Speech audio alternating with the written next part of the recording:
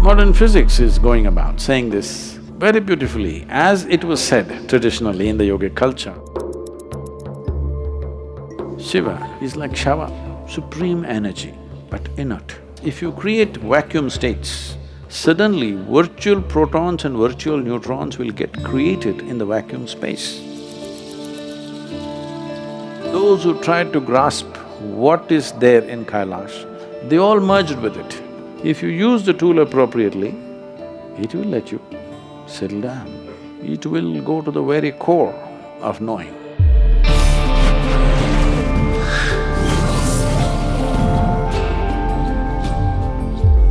Emptiness is generally a negative… there's a negative context to emptiness. Everybody wants to be full. Who wants to be empty? But it's in search of fullness that people have destroyed themselves. Tell me, how much money does it take to make your pocket full? If we put $1 trillion, will it become full? If you put $10 trillion, will it become full? No. How much ever you put, pocket cannot become full. There's no such thing. How much does it take? How much knowledge does it take to make your mind full? If you grind all the libraries on the planet and pour it into your head, still it will not become full. How many people do you have to love to make your heart full? 7.3 billion people, still there's room, so it never becomes full. So fullness is an empty pursuit.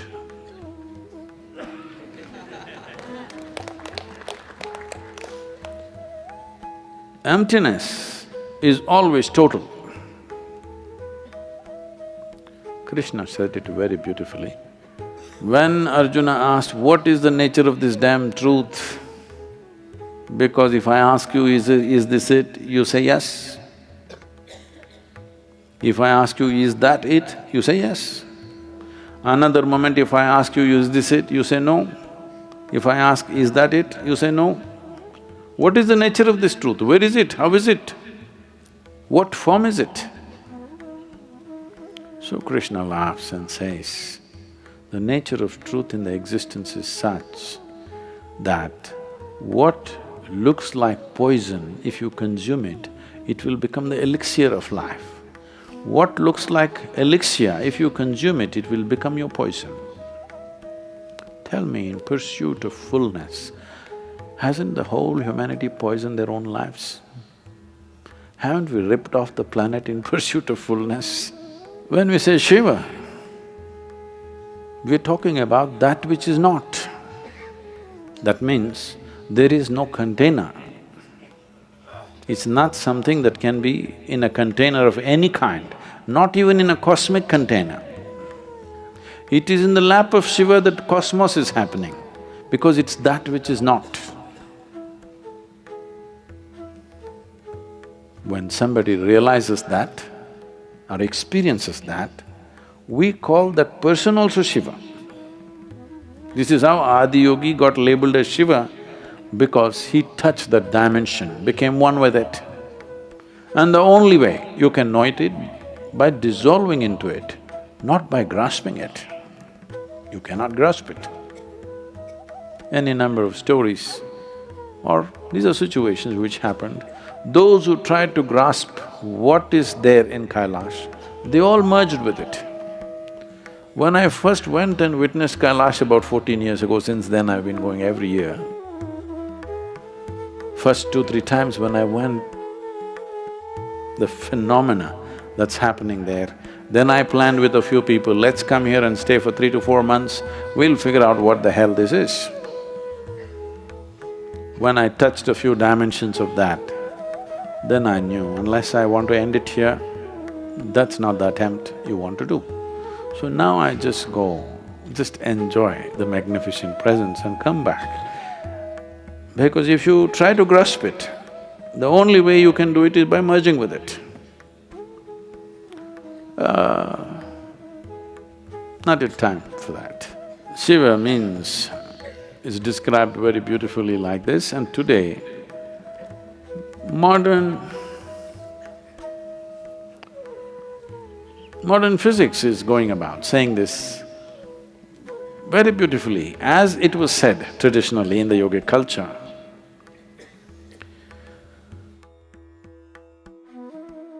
Shiva is like Shava. Shava means a dead body, that means inert.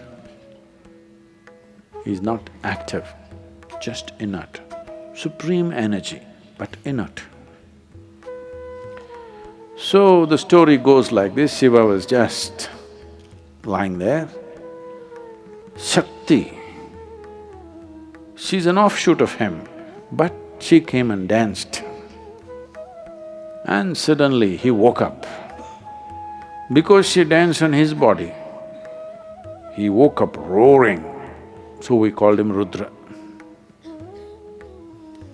Then he kind of settled down a bit, then we called him Hara. Then he really settled down into an eternal state of stability. Then we called him Sadashiva, that means always Shiva. This is… a parallel is drawn. Today, nuclear scientists, or not in the sense of nuclear means today, people think it's all about energy, not in that sense. Fundamental physics is talking about this. If you create vacuum states, that means absolute nothing states. If you… not inside that, around that, if you pass some electrical charges, suddenly virtual protons and virtual neutrons will get created in the vacuum space. In a space where there is absolutely nothing, not even the electrical charge. Electrical charge is only dancing around that. Because of this, virtual protons and virtual neutrons happen. This means it is possible to create something in that absolute nothingness. So, this is traditionally said, Shiva was lying down totally inert. You will see images like this in India. Shiva is lying down like dead. Shakti is standing on his chest and dancing. This is the imagery that they created. When energy acted, suddenly this inert space exploded into activity with a roar. So he was called a roarer or Rudra to start with. It's unfortunate that everything has to be authenticated by bits and pieces of information that science has gleaned out of existence. It's valuable for technology, but not valuable for realization. The top scientists in the world know that they haven't figured anything. It's only textbook scientists who think they know everything. The topmost scientists in the world have declared that we not only do not know, we will not know, they're saying. Because they know with the present means of exploration, they know where it'll stop. Usefulness you can explore, knowing you cannot explore with the methodology that you have. You shouldn't try to grasp it, you must settle into it. If you settle into it, settle into it, settle into it, it will go to the very core of knowing. How soon or how long, how many years will it take? There's no such thing. If you have the necessary intensity, it could settle in a moment, or it may take 100 lifetimes. Time is relative to the level of intensity and focus it has. The whole problem with this, that most… because unfortunately education is all about the intellect.